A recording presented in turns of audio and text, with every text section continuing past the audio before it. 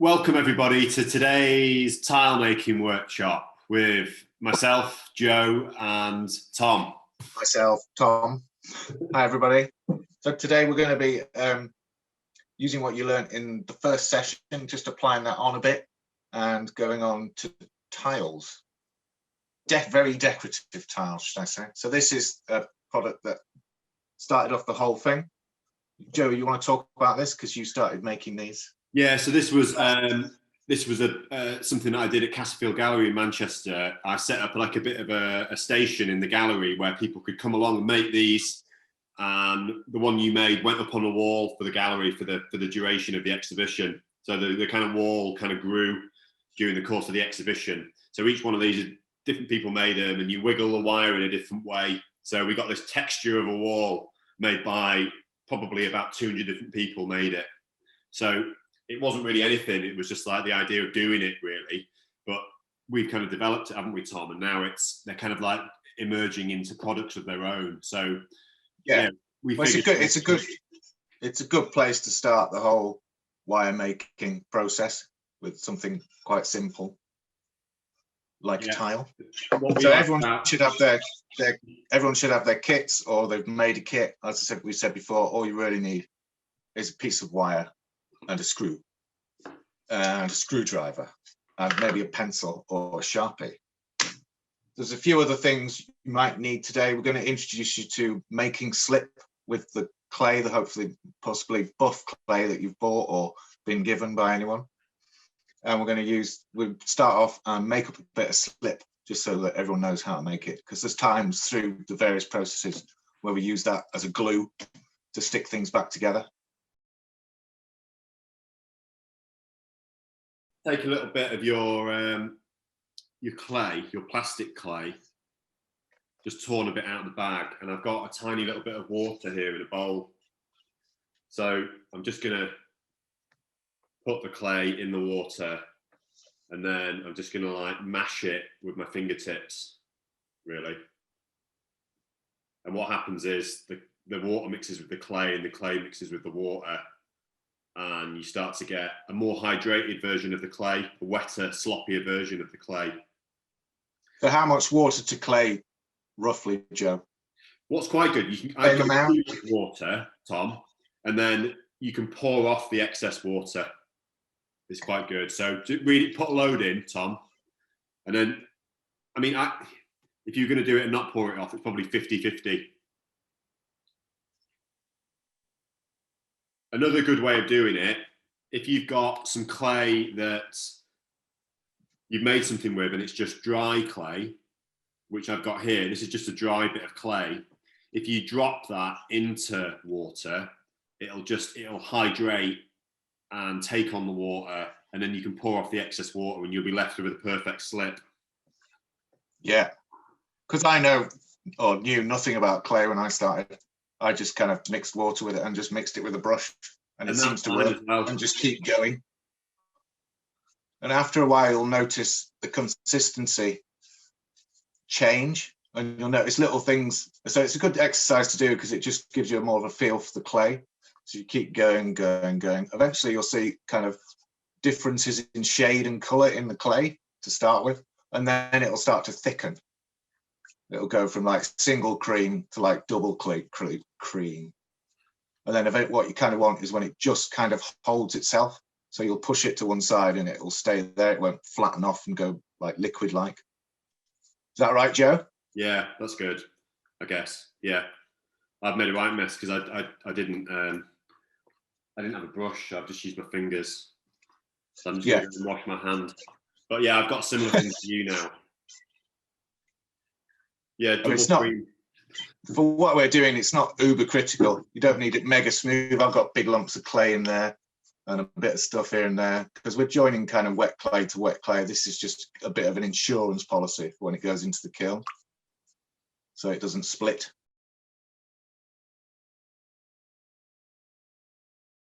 So you've all got your disc.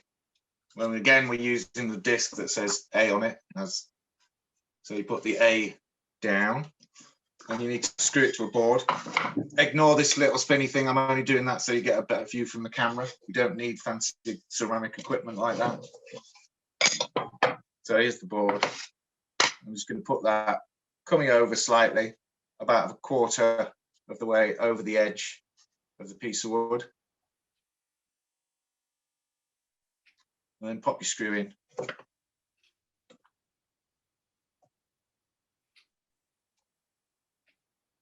If you find it hard to get the screw in initially, you can drill what is known as a small pilot hole.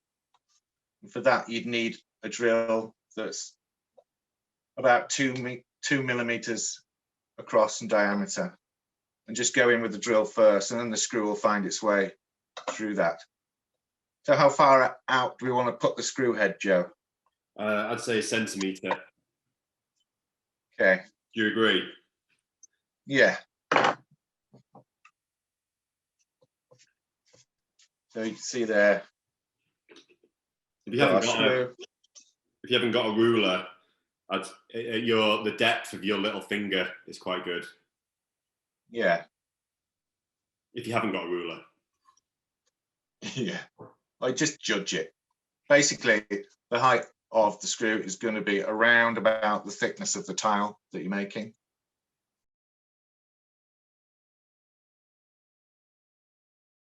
I think the last time we did it, we rolled it into like a cylinder shape. Yeah. But today I'm going to pat it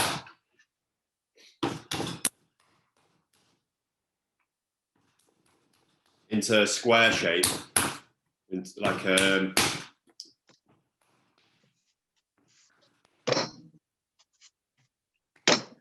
yeah, the way I do that is I just keep lifting it and dropping it onto an opposing side, the next side over.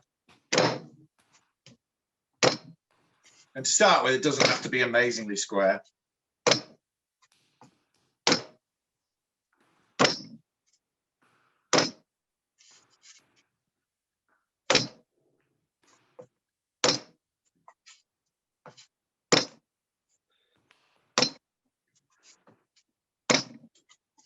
Okay, there we go. Another thing I've been doing is you can use a piece of wood to kind of squash it down, and that'll give you two parallel flat surfaces. There's the flat surface of the wood and the flat surface of your work surface, and then you keep revolving that. Give it a squash.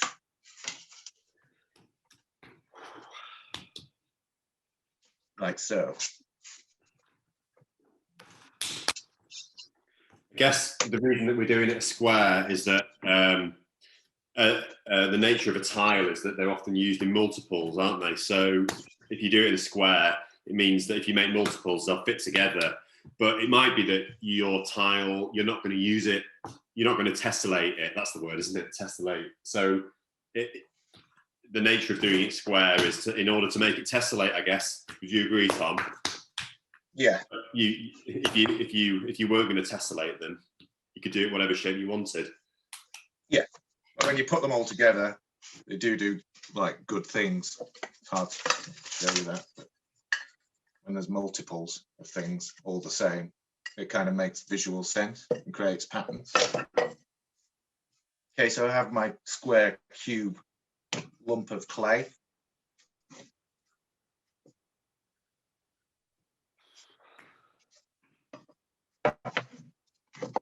Back to the wire so you can see.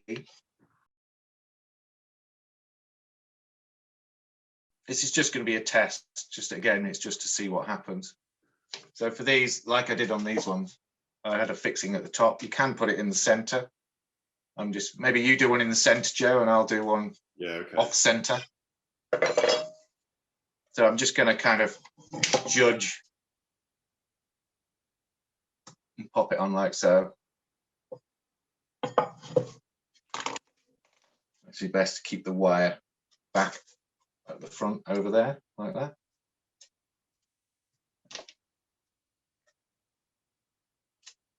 So if you imagine in there, the screw head is set up about 1 centimetre. So I'm going to pull up the wire. So it's coming out of here where it's about 1 centimetre. And then again, just keep going round. Keep the wire fairly tight. Wiggle it around a bit.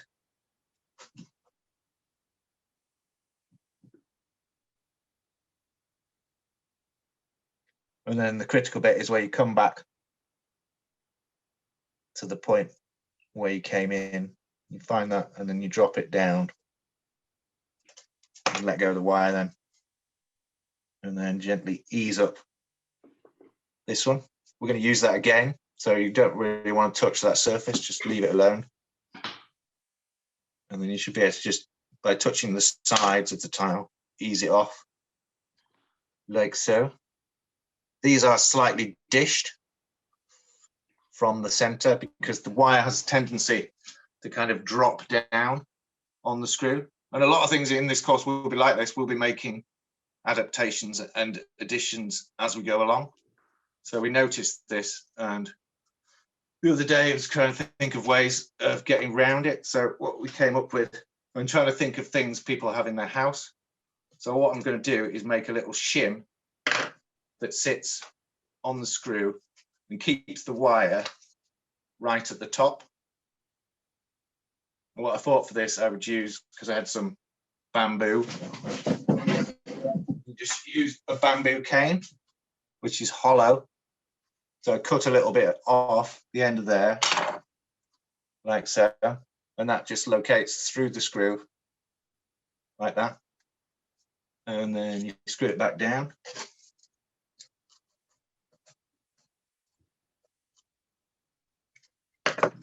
So that the wire can still revolve round, but it keeps it at a constant height.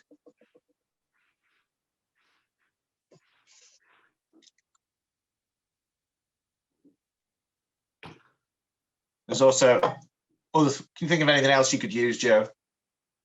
What, to keep it up? Yeah. I guess it kind of stops where the thread starts on the screw, doesn't it? Yeah.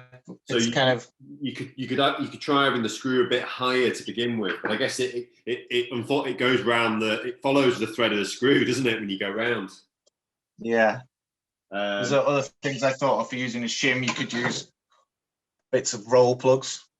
I usually have a collection of weird roll plugs that you get with like IKEA kits that go in a drawer with a couple of weird screws and never get used. What's good about those, Tom, is that you can cut them with scissors to fit, can't you? Yeah, or just with a pair of pliers. So that just cuts off a shim, so you could use that. But experiment with the kit and find what works for you best. And that's what the good thing, we'll be holding the tutorials, and they'll be good for us to relay information to you, but also for you to relay information back to us and to the rest of the group. That's kind of what the whole public house thing is about. How are you getting on, Joe? Yeah, good. Just a bit of a wiggle. So now I'm going to put this tile, when you take them off, just on a bit of scrap wood, just keeps it flat, and I'll just put that to one side. We'll come back to these because we're going to dress them up slightly. And once I've got one, I can then go back through this existing screw hole that was already there on the clay, pop the clay back on, give it a little squeeze back down, and then can't find my pen, so I'm just going to use a screwdriver and then go around again.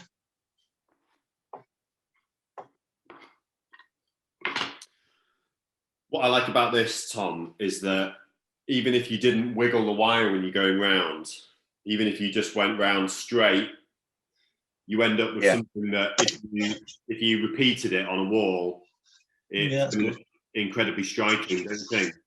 And what's really nice, you can in the laying of the tiles as well, that the line bit, you could play with how you orientate that when you lay them as well. So there's loads of options. Yeah, I like the line in that. Gives it a kind of more symbolic look. Yeah, you're right. Like it looks a bit like an old-fashioned like radio signal coming from a pylon or something. Oh yeah, nice. So here's the flatter tile. So it works a bit better and gives you a more flattened face to the tile. I'll do a couple more of those. Would you agree, Tom, that this is probably one of the, outside of industry, it's probably one of the most efficient and fast ways you could produce ceramic tiles? Yeah. It's pretty quick, isn't it? Yeah.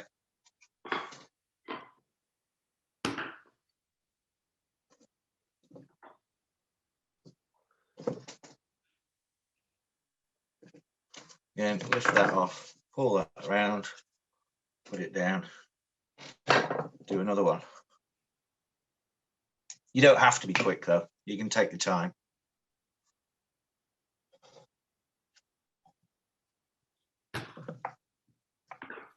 Round and round. As I say, your board won't revolve. I'm only doing this so that you can see what's going on. I prefer it actually to be stable. Lift that off again.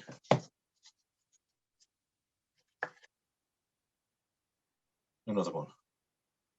Okay, so that's your basic simplicity of making a tile. Where's my offcut bit? I'm actually going to do one in the center as well, because there's something else I want to try later.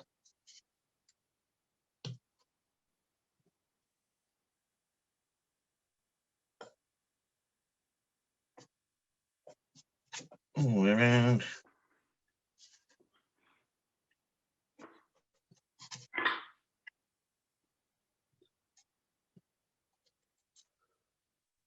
There. Okay. So you've got your tiles. I'm going to do away with this for a bit. You've got all your tiles there, all on a board. So now what we're going to do now, you notice that they've all got these big splits in. Like on Joe's, they could be quite a nice feature just to leave them there, but you can close them up. And that's where your slip comes in. Have you got your slip, Joe? So it holds form. Yeah.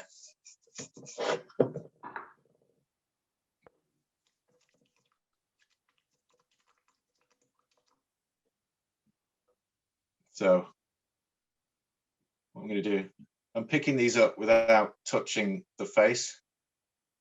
You want to try and keep that definition. So I'm just kind of relaxed, holding it on its back, and you can see that split. So what I do is just kind of manipulate it off to the side, and then with a little paintbrush, get some slip, and just kind of run it down there, trying to get not too much on the face, but it doesn't really matter. This is very wet clay. And then you can just simply squeeze it back together, like so. You're just using the edges to apply pressure. And then if you look underneath, you can see you can go like that, and then that will be stuck. Okay.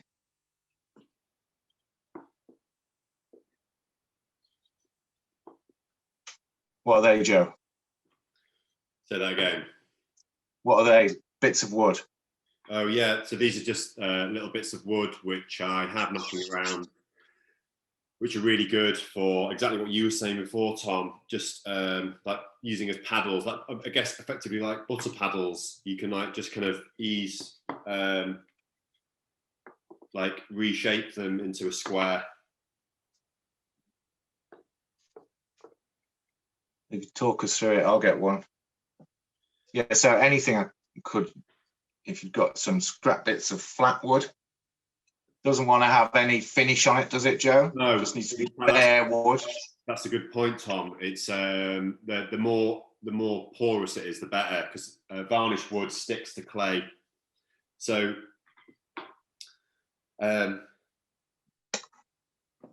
what I quite like doing as well is if you put all four, let's say I've got 4 tiles here. If you put the four together, and even if you do it with them together like that, it's quite good from the outside. That works pretty well as well. Will the tiles not stick together? If they stick together, they'll only stick together at a later stage. You'd almost be able to just break them apart like chocolate. Yeah. Yes. If the method with this is with your two sticks is just to hold them on the outside and then kind of equal pressure, keeping the sticks parallel to each other, and just apply a little bit of pressure in. And you move it round, do the other side,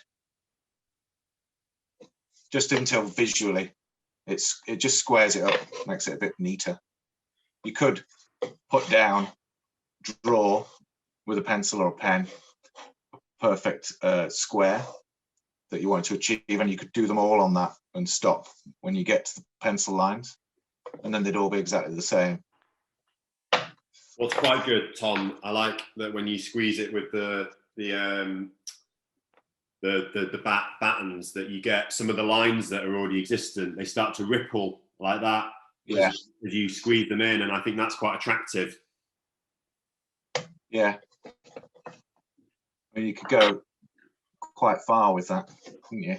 This is what I was saying before about throughout this course, we will be making slight additions as we go. And hopefully there will be, so I'm squeezing that quite a lot now. And like Joe says, does make it all go a bit wild.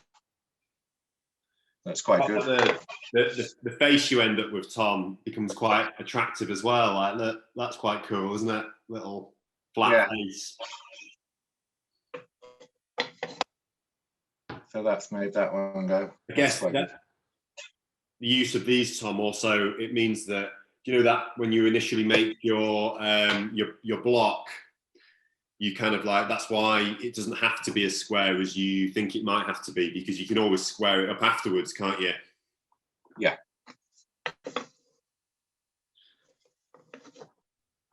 Good. And then what do you have to do with that, Joe? Then literally you just take that, put it on a piece of wood and walk away. How many days will it take to dry that in a normal house? Let's say in your house with the heating on, 2 days to go to bone dry. Yeah. Yeah, 2 days, I'd say. You'll know it'll get, if you're using buff clay, it'll go white when it's dry.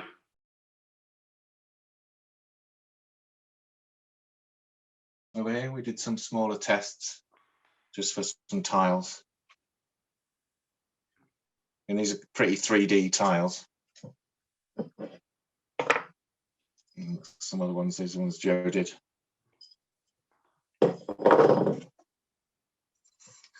Tiles. And this is a funny one. This will kind of lead on to what we're going to do next week.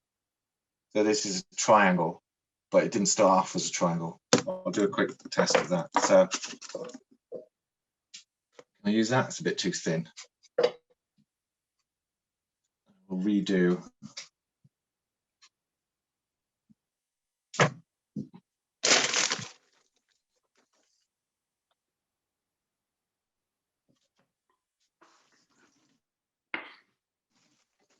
So again.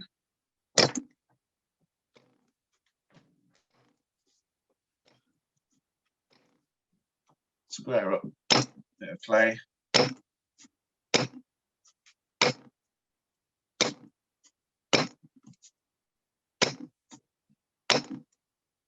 Add on a bit of wood.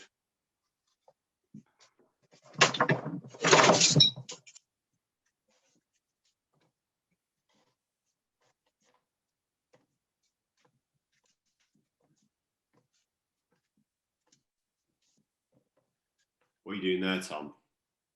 I'm going to do another slight adaptation that occurred.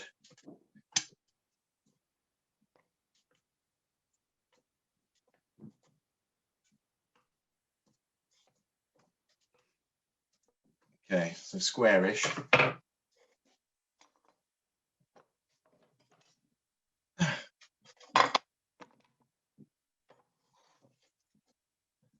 also important to keep your wire clean, because the clay on the wire tends to stick.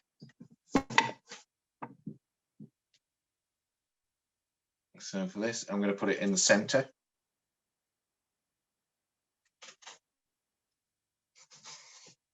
And then again, you wire up.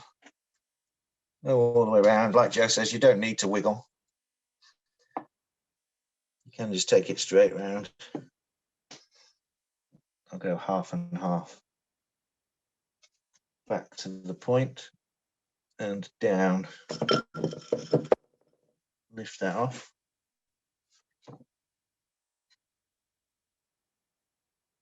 So I'm left with that again. But what I thought would be funny is using a knife. If we just take off kind of that corner and neaten that side up again. Like so. I just took that amount off and then kind of fold it up together, get some slip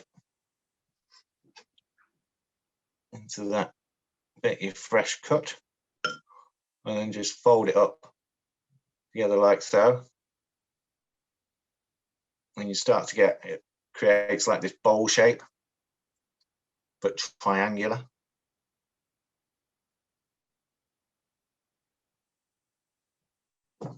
But we're going to start going into bowls a bit next week. That's just an example of one. But you got any bowls there, Joe? No, I didn't bring any out. I've got some on the go in the studio. Sorry, I haven't got any here with me. Right, so we've done quite a few bowls. Joe's done some square ones and some triangular ones. So next week we're going to do like soap dishes. So these are kind of like a stack of soap dishes. So this is like your big block of clay that we had last week. It's circular. So from that, you get kind of, however many that is, 7 soap dishes. And all the soap dishes have a little drainage hole in the bottom. But you can also make bowls for, you know, anything and everything by filling in the hole or leaving the hole there. So that's what we're going to do next time. I think it's about it for now. Like I say, we'll when you'll have about a week. Once this recorded session is released, you'll have a week before the following group tutorial. So hopefully the next time we see you, you'll be playing with some of these things and we can give you some advice and we can make some things together and we can all share what we've learned and hopefully make some new, even cooler things. That's about it. Thank you very much. See you soon. Bye.